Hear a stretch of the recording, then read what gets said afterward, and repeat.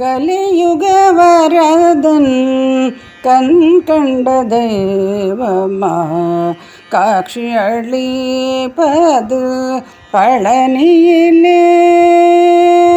கலியுக வரதன் கண் கண்ட தெய்வமா காட்சி அளிப்பது பழனியிலே. கலியுக வரதன் கண் கண்ட தெய்வமா காட்சி அளிப்பது பழனியிலே. மலை மகளருளிய சக்திவேல் முருகன் மலை மகளருளிய சக்திவேல் முருகன் மரகதவண்ணன திருமால் மருகன்.